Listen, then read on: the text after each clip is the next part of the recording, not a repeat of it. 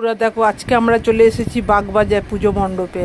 আর আলোকসজ্জা দেখেছো কত সুন্দর, মানে দূর থেকে তো দুর্দান্ত লাগছে দেখতে।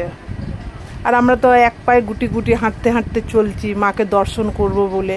আর দেখতে দেখতে তো আজ সপ্তমী হয়েই গেল। মানে কিভাবে যে দিনগুলো কেটে যাচ্ছে আমরা আনন্দতে ভুলে যাচ্ছি। আমরা একটা বছর অপেক্ষা করে থাকি মা কবে আসবে। আর দেখতে দেখতে মাও আসে, যে কিভাবে দিনগুলো চলে যাচ্ছে আমরা কেউ বুঝতে পারছি না। মানে আনন্দতে আমরা সব ভুলে যাচ্ছি মা কবে আসছে আর কবেই মা চলে যাচ্ছে। আর হয়তো দুটো তিনটে দিনের অপেক্ষা।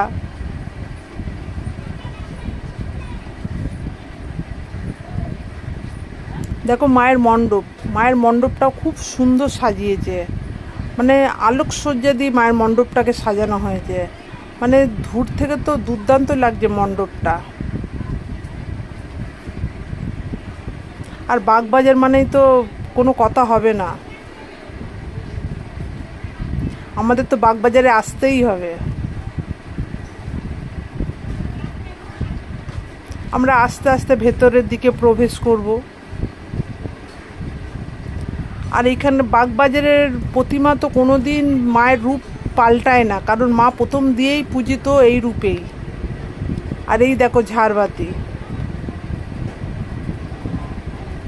মা প্রথম দিয়ে এই রূপেই পূজিত। আর মা এই রূপেই প্রতিটা বছর মা এই রূপেই আসে, মায়ের রূপ কোনোদিন পাল্টায় না। মা তো একই রকমেরই থাকে। এই ছিল আজকের ভিডিও, কেমন লাগলো বলো।